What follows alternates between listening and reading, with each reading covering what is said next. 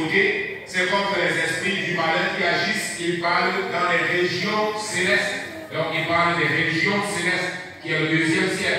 C'est un endroit où il y a l'activité intense des esprits du malin et où aussi l'Esprit de Dieu se meut. L'Esprit de Dieu travaille. Dieu qui travaille également dans cette région.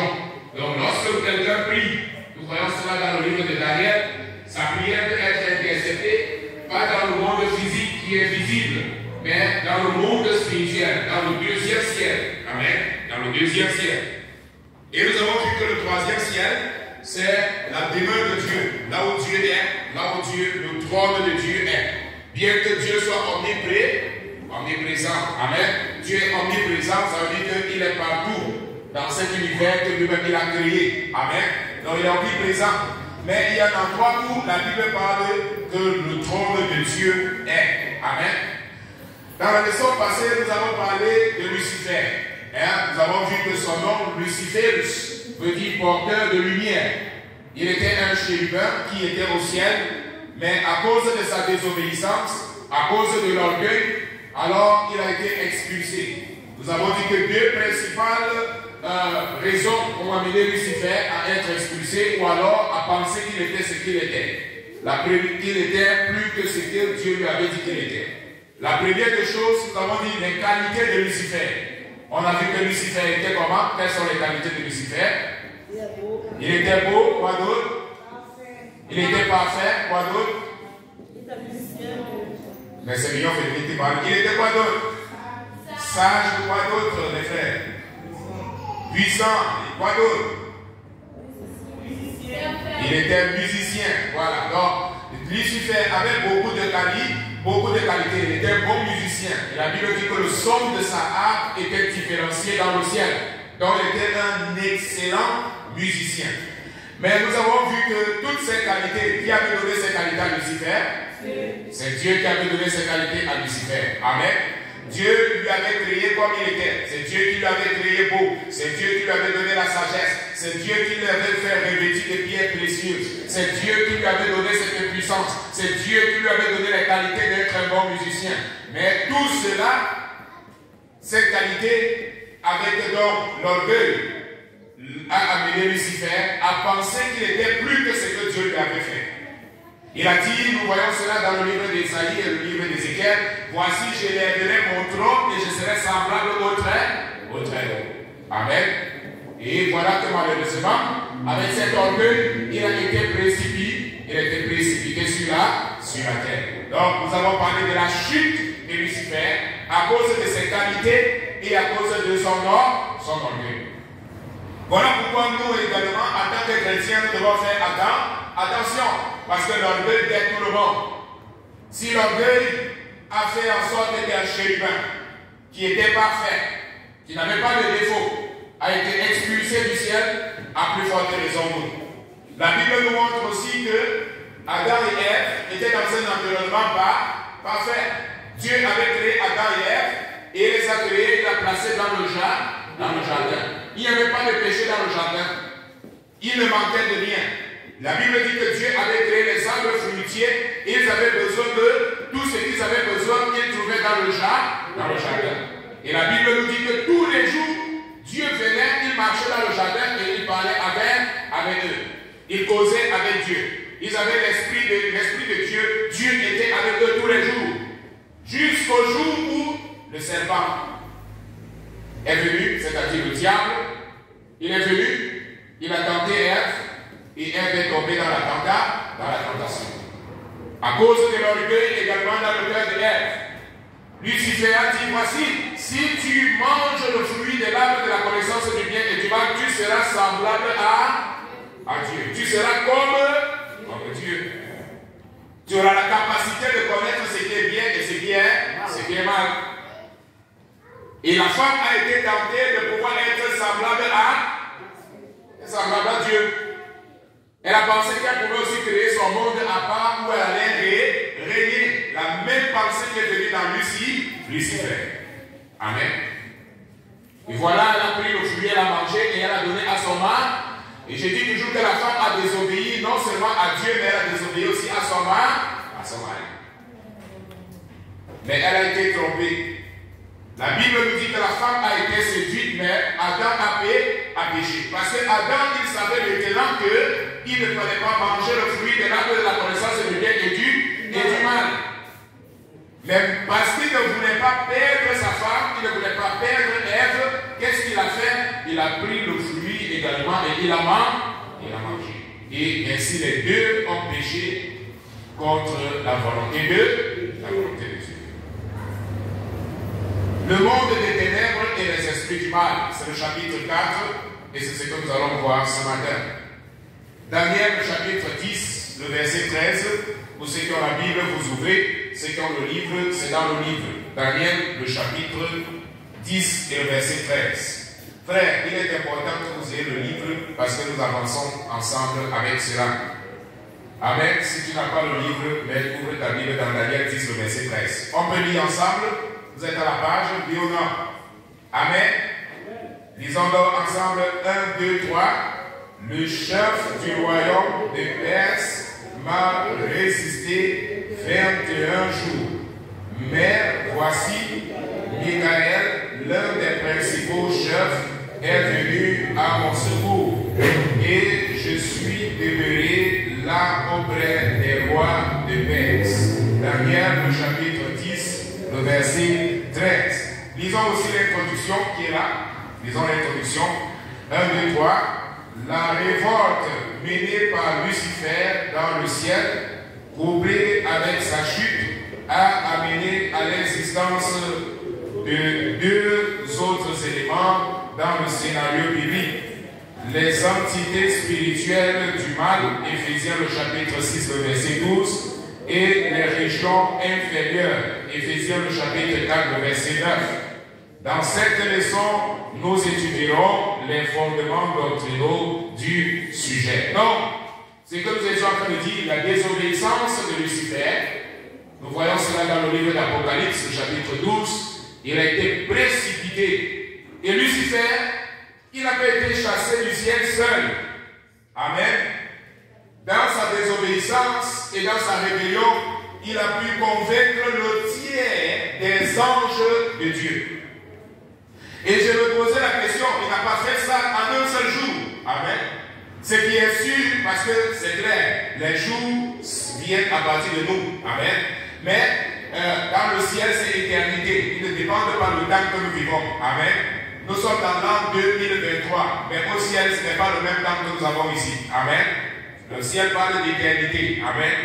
Donc, mais je ne sais pas pendant combien de temps Lucifer a pris pour pouvoir convaincre le tiers des anges qui étaient dans le ciel à pouvoir le suivre. Certainement, il a pris, je ne sais pas moi, dans notre monde limité, peut-être des centaines de milliers d'années, je ne sais pas. Mais il a fait cela peu à peu. Ce n'est pas en un jour qu'il a pu convaincre le tiers des anges. Mais il venait tout le temps qu'il parlait. Il venait tout le temps qu'il parlait. Il venait tout le temps qu'il conversait. Il dialoguait avec les anges. Amen. Parce que la Bible nous dit qu'il était l'un des chefs, des principaux chefs. Ça veut dire qu'il avait l'autorité. Nous avons vu également qu'il était puissant. Amen. Donc il a pris le temps de pouvoir le faire pendant des années, pendant je ne sais pas moi, des centaines d'années, des milliers d'années, pour pouvoir les convaincre. Jusqu'à ce que, lorsqu'il a voulu mettre son idée en place, Dieu a dit, ah bon, c'est ça? Il avait déjà convaincu le tiers des anges. Il n'a pas été expulsé tout simplement du ciel. Mais la Bible nous dit qu'il y a eu la guerre, amen, entre les anges de Dieu et Lucifer avec les anges qu'il avait déjà convaincus. Amen. Gloire à Dieu. Et à l'issue de cette guerre, qu'il a été expulsé, qu'ils ont été précipités. Mais vous savez ce qui attire mon attention? La Bible ne dit pas qu'il y a eu la guerre entre Lucifer et Dieu. Amen. Mais la Bible dit qu'il y a eu la guerre entre Lucifer et ses anges contre les anges de Dieu. Dieu n'a même pas voulu s'impliquer dans cela. Amen. Parce que Dieu, il est souverain. Il est omnipotent, il est omniprésent. S'il avait simplement voulu une seule parole, il est chassé. Mais il a dit bon, je laisse les anges résoudre cela. Amen. Voilà pourquoi la Bible va nous dire plus tard, par la suite, lorsque nous lisons le livre d'Apocalypse, au millénaire, la Bible nous dit que c'est un seul ange. Dieu va envoyer un ange de Dieu. Et il va venir, il va attacher Satan, le serpent ancien, et il va le mettre en prison pendant 1000 ans. Amen. C'est ce que nous avons appelé le millénaire. Amen. C'est ce qu'on a appelé le millénaire. Donc, Dieu est souverain. Dieu n'a pas besoin, il n'y a personne qui s'oppose à Dieu. Il n'y a personne qui peut lutter contre Dieu. Amen.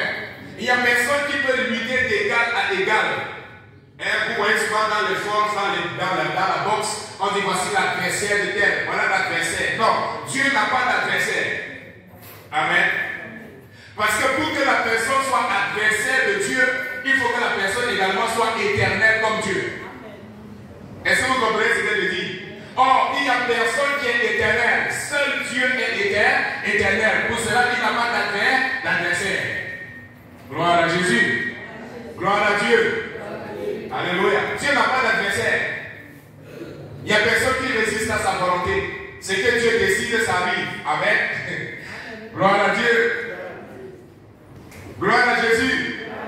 Voilà. Moi, je me réjouis de cela, frère. Je ne sais pas si vous êtes contents. Mais je loue un Dieu qu'il est omnipotent. Il a toute la force, il a toute la puissance. Et rien ne résiste à ses desseins. Ce que Dieu a déclaré qu'il va réaliser.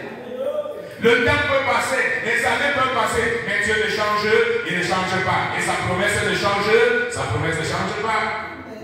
Alléluia. Quel est l'homme qui peut se tenir devant Dieu? Les hommes sont souvent orgueilleux, mais Dieu, il connaît toutes les choses. Alléluia. Gloire à Dieu. Les forces spirituelles du mal. Premier point, les forces spirituelles du mal.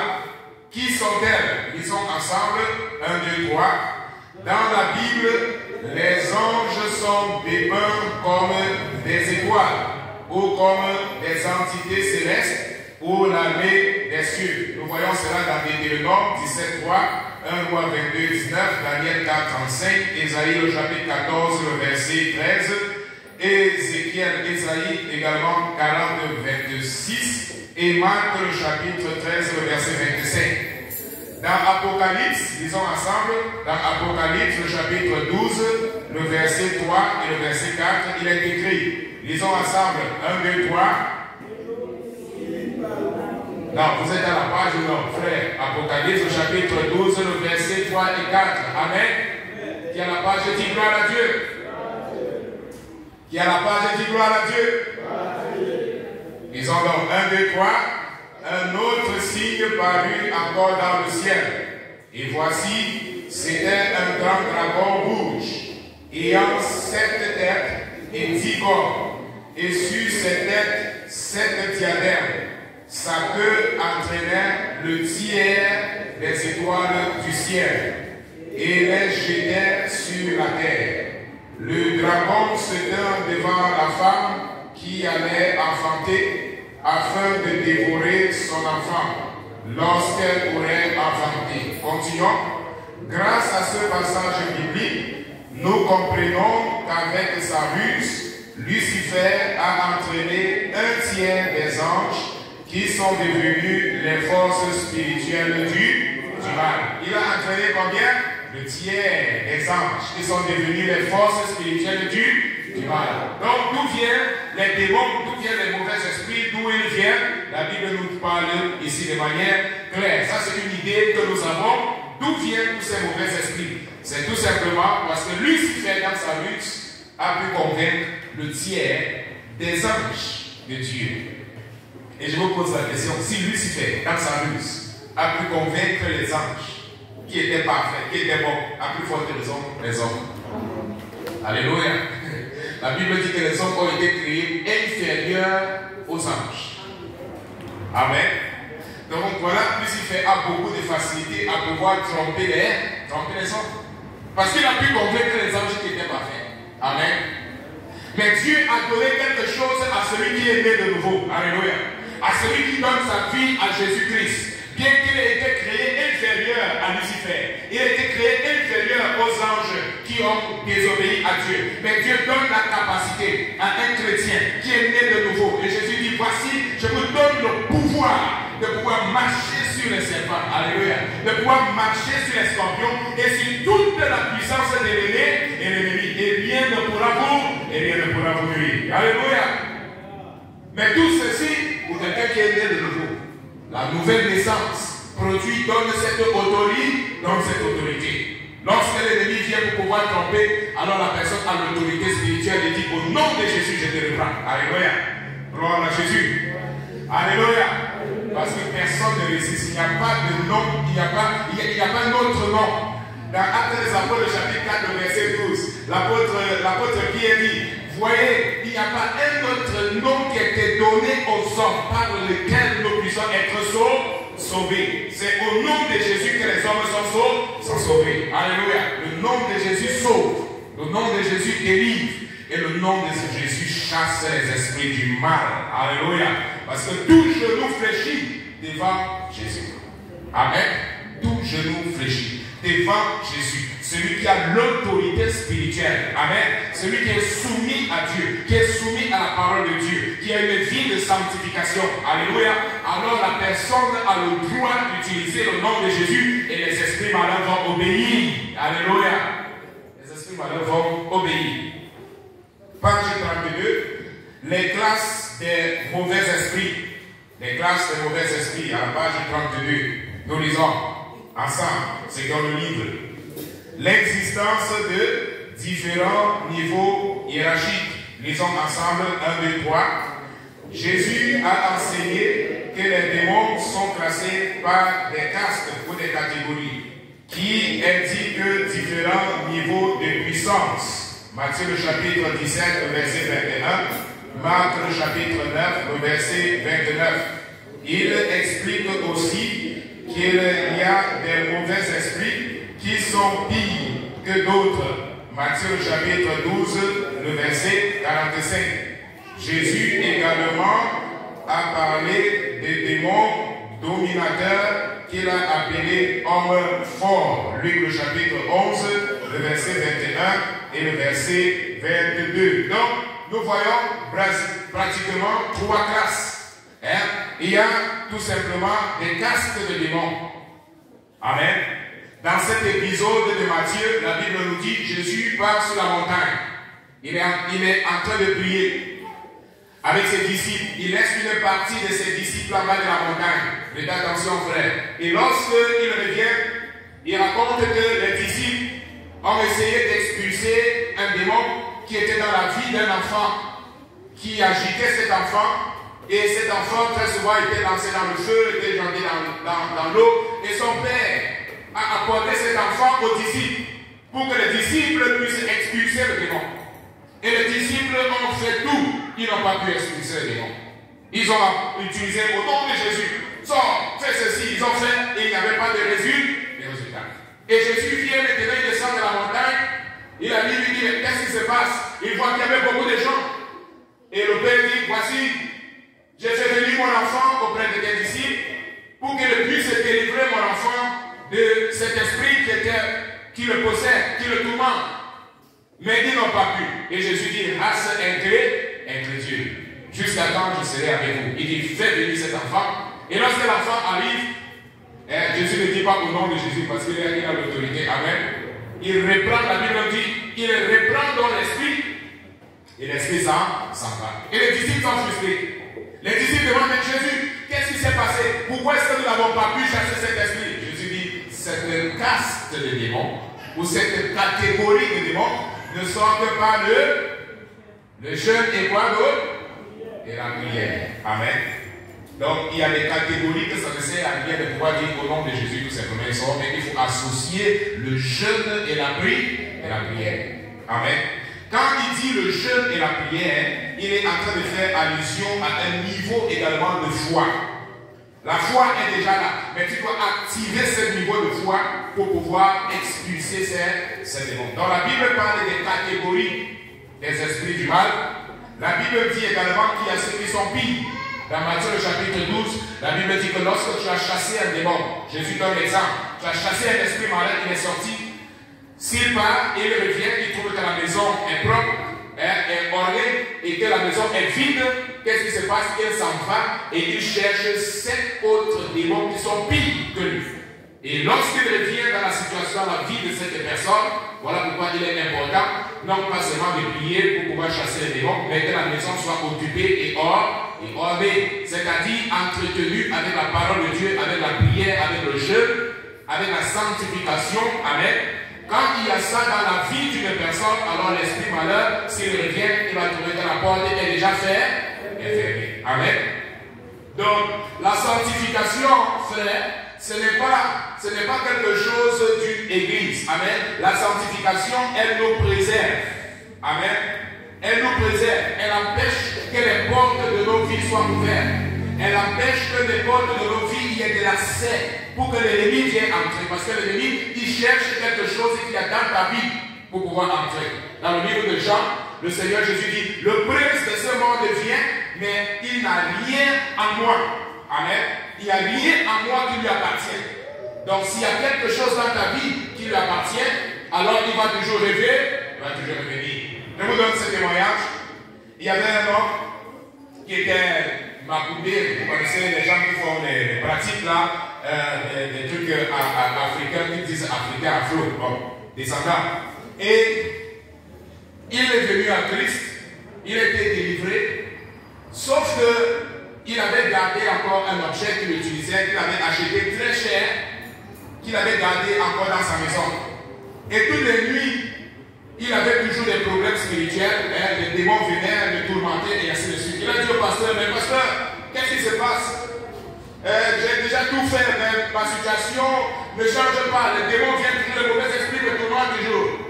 Et le pasteur lui dit, mon frère, nous allons prier. Le pasteur prie. Et pendant que le pasteur prie, Dieu lui révèle qu'il y a encore quelque chose là dans la maison. Parce qu'il avait acheté, je pense qu'à 2000 réals pratiquement qu'il avait acheté. Donc, il ne voulait pas jeter ça. Il avait jeté tout. Mais comme cela, il avait acheté cet objet très cher. À 2000 réals, il dit non, je ne peux pas jeter ça, je garde ça. Il avait l'intention de pouvoir vendre.